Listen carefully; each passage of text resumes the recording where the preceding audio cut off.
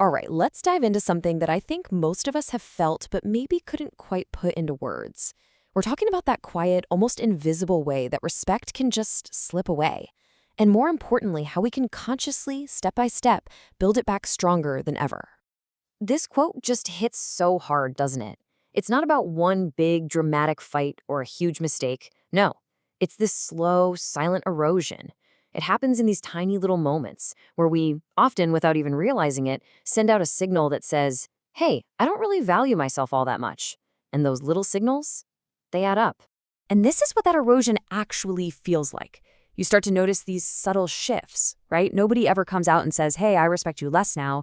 Instead, your texts just get answered a little slower. Those late night deep conversations, they just kind of stop happening. Suddenly, your time isn't treated as valuable, it's treated as optional. And it's one of the most confusing and painful feelings out there. So, how in the world does this even happen? Well, the source material points to three really specific patterns of self-sabotage. Think of these as the culprits that slowly chip away at our own self-worth, which then, of course, affects how others see us. Let's break them down. First up, we've got the attention chaser. This is when your mood, your entire sense of well-being is totally dependent on someone else's approval. You find yourself, well, performing for them, chasing them, maybe even begging a little just to keep them around.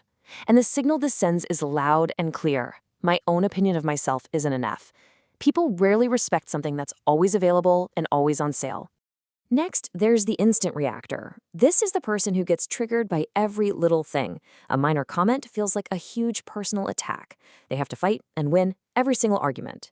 You know, this constant reactivity, it basically screams, I'm not in control of my own emotions. It shows other people exactly where your buttons are and that they can push them anytime they want. And man, nothing erodes respect faster than that. And finally, pattern 3, the boundaryless fixer. This is the person who's the emotional sponge for everyone else, always giving way more than they get. You drop everything, you sacrifice your own needs, all in the name of keeping the peace. You think you're being kind, but what you're really doing is becoming complicit in your own mistreatment. It's a tough pill to swallow, but you just can't respect someone who doesn't respect their own limits. Now, feeling that respect fade away, it's incredibly painful. But here's the thing, it's not just in your head. There's a really deep biological reason for this pain, a hidden neurological truth that explains why this whole process feels so utterly devastating. So here's the big question. Why does this hurt so much? I mean, why does getting ghosted or feeling disrespected feel like an actual physical gut punch? The answer is pretty wild, and it's very deep inside the basic wiring of our brains. And here it is. This is the key. Neuroscientists have found that social pain, like being excluded or disrespected, it lights up the exact same parts of your brain as physical pain does. We're talking about a region called the anterior cingulate cortex. So your brain literally processes a broken heart the same way it processes a broken bone. That pain you're feeling, it's not weakness. It's a real biological survival alarm going off. Okay, so understanding the why is a huge relief, right? But now let's get to the how. How do we actually stop this erosion and start to rebuild? Well, the sources lay out a super clear 3-step process to take back your power and build what's called inner authority. This is it. This is the game plan for rebuilding. Each of these 3 steps is designed to be a direct counterattack to those self-sabotaging patterns we just talked about. It's about making a conscious choice to shift from reacting to responding, from being wide open to being protected, and from looking outside for validation to creating it from within.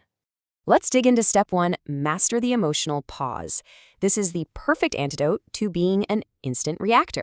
So instead of that knee-jerk emotional reaction, you practice something called delayed response processing. You just intentionally create a little space between what happens to you and how you respond. And in that tiny little space, that's where your power lives. Your silence isn't weakness, it's you taking back control. Step 2 is all about becoming a firm boundary setter. And this is how you stop that fixer pattern in its tracks. You gotta remember, setting a boundary isn't an attack. It's not aggressive. It's just a quiet, clear statement of self-respect. You're basically teaching people how you expect to be treated by showing them what you will and will not allow into your life. It's a shift from proving your worth to protecting your energy. And that brings us to step 3, the final piece, becoming your own anchor. This is how you cure the attention chaser habit. Instead of looking around for applause, you learn to trust your own judgment. It's all about developing that inner authority, that deep down belief that your worth isn't up for debate. And you can practice this every day. Try this. Spend 10 minutes alone, just with your thoughts, no phone. Make one small decision today based only on what you want. And at the end of the day, find one thing you did that you're proud of. These tiny acts build that muscle of self-validation.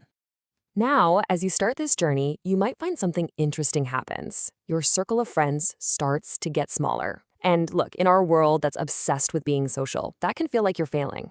But we need to reframe this period of solitude.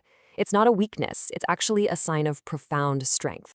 This whole process leads to this really powerful psychological state called autonomous individuation.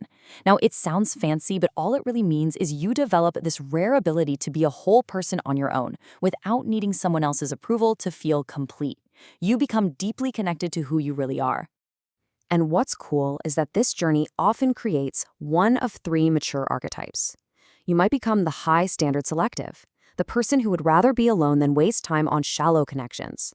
Or maybe the self-sufficient anchor, the person who's been through it and learned how to rescue themselves.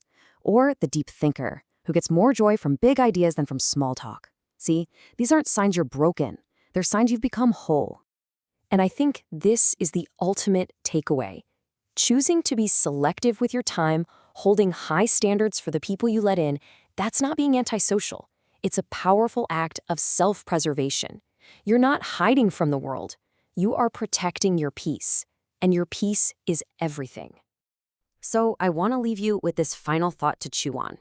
As you think about those patterns, the chaser, the reactor, the fixer, which one honestly hits closest to home for you? And maybe more importantly, when you look at those archetypes, the selective, the anchor, the thinker, which one represents the person you are actively choosing to become? Because that path from the pattern to the archetype, that's the journey of rebuilding self-respect.